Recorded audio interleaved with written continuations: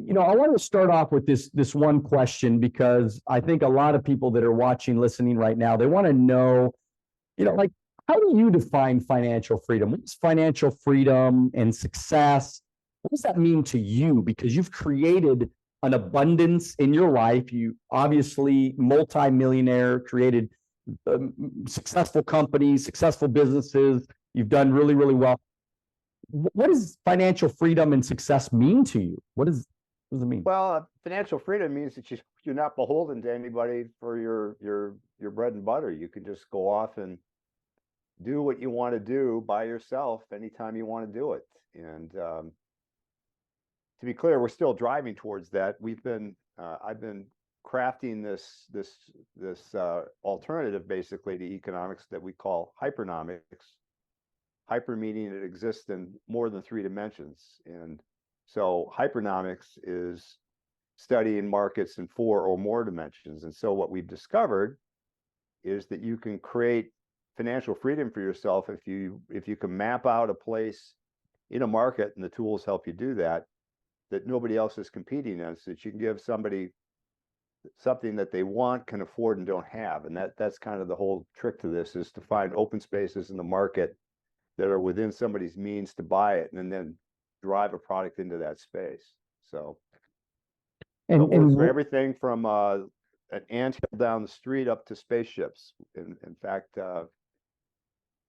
so we have done work for Virgin Galactic and NASA in the past, and basically what it discovers is that when we look at what we call the demand side, there's a certain amount of products that anybody can stand in a certain market. So you've got Elon Musk launching satellites to space, and there's only so many launchers that can be built over the course of a year. So his launchers are getting cheaper and cheaper. And meanwhile, there's some launchers with Ariane and Boeing and Lockheed Martin that are up at the top of the market, and they form a demand curve. And the demand curve is moving over time.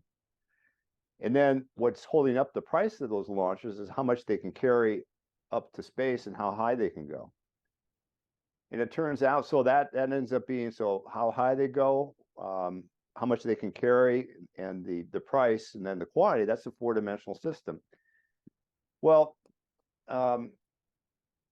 turns out that Richard Feynman, the physicist, used to study in his spare time. He'd just go out there and he'd look at ants, and he was studying ants. And I found myself at the end of a trail after a run about 2 months ago, and I decided to look at a little ant down there. And I saw this ant, and he started going in a counterclockwise direction, and he made almost a complete circle, except he was a little bit wider out from the starting point than where he began. And then he did another little jagged, circle, and he was wider still, and then still another one.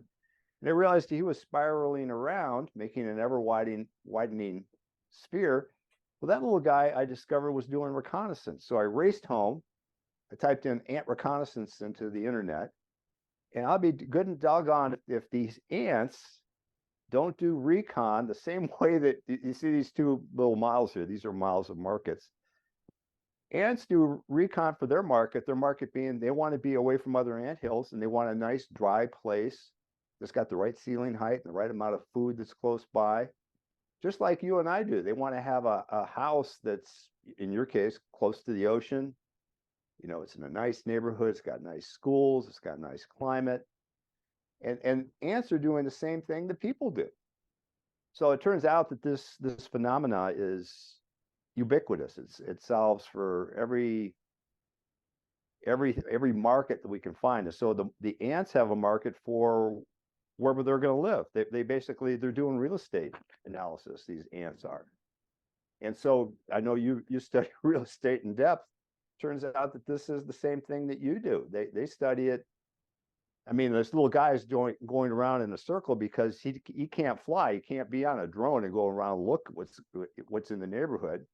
So he's creating a map from the ground level. He's like, oh, what's over here? What's over here? What's over here? He's going off into all these little corners, figuring out what's going on. He's basically communicating back to the group. Oh, over there is a big anthill. Over here it's too wet. Over here it's too dry. Let's go over this way. And they keep doing that. And so they've actually tested, these scientists have tested, and they go a little A/B test to figure out what the ants like and they don't like. And they actually figured out how they can get ants to move into a certain location, which is kind of what we do, is we test for the same kind of phenomena.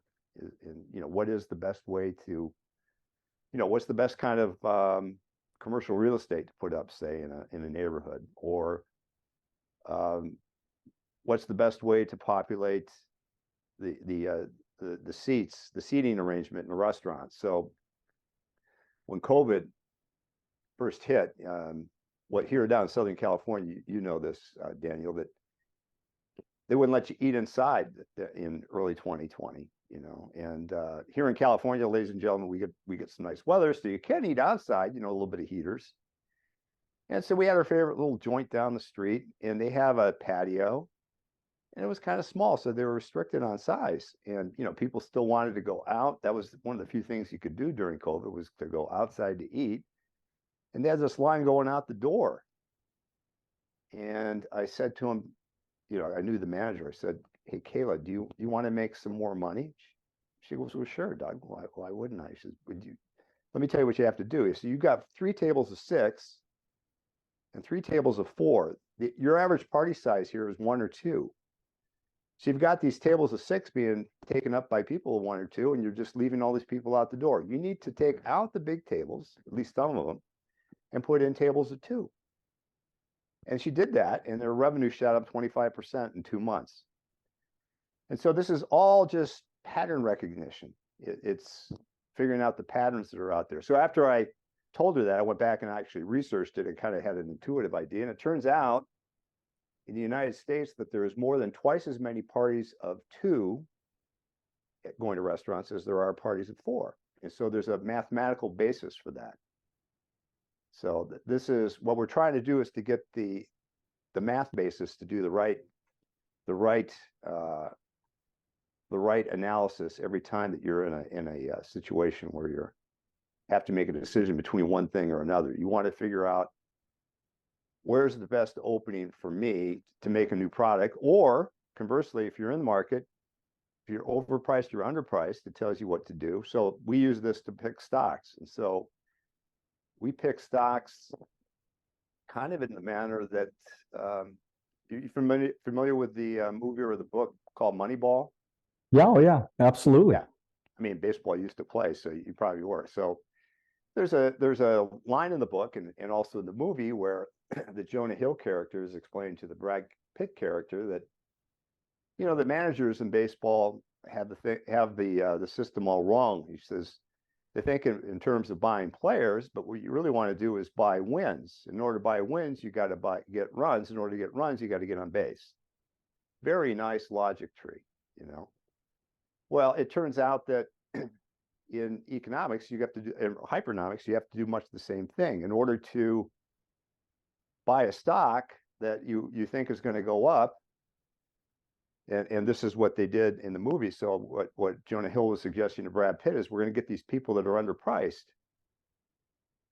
So he gets a pitcher has a really funny delivery. And it looks like he's throwing underhanded, and he's his fastball, such as it is, coming in at 80 miles an hour, but he gets people out. And so he was being penalized because he looks unconventional. So we go after the stocks in the S&P 500 that are kind of being penalized by people. So, this company's been around for 50 years. They're not doing anything that's innovative. But you go off and you start to look at their financials and you go, geez, their PE ratio is really low. Their earnings are high. They're undervalued. So we go after companies like that. And it's the same thing in business, is that if you've got a product that's underpriced, you probably want to raise the price. And if you've got something that's overpriced, you probably need to drop the price. Another thing we did in the last couple of years is I was tracking this supersonic business jet that was being built by a company called Arion. Now, Arion was backed by a Bass brother from Fort Worth, Robert Bass. He's a billionaire. He's got all this oil money. He said, we're going to build this supersonic business jet. Now, in a past life, I used to work for Lockheed, and I would do cost analyses. And so he gave himself a certain amount of money to get the thing developed, and $4 billion, and did a little analysis. I go, it's pretty close. And he said, well, we're going to sell this thing for $120 million. Of course, that's part of what we do. We work out the value analysis. Yeah, it's worth that, maybe a little bit more. And then he said, we're going to sell 300 of these in 10 years, 500 overall.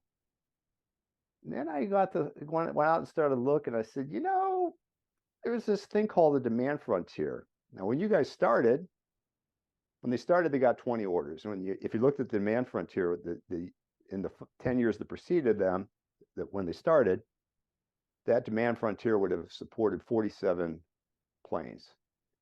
And then 5 years later, the demand frontier would support 63 planes for a decade, for 10 years. And 5 years later, they still had the same 20 orders. So I said, well, I wrote on LinkedIn, I said, it's worth every penny, but there's not enough pennies in the world for you to get this thing sold in the quantities that you need to have sold. Same thing that happened to the Concorde 40 years earlier. And so I got an angry reply on LinkedIn from somebody who said, oh, we just got a big bunch of orders in. He failed to mention they were all options, all of them. And you're all wet, we're going to make it. And I go, well, good luck to you, but even with that, you're still well below your threshold, and you're not going to make it. And right. 6 months later, they went bankrupt, and they stopped writing me. If you like this video and you would like to watch another clip, click right here. If you want to watch the entire podcast, click right here.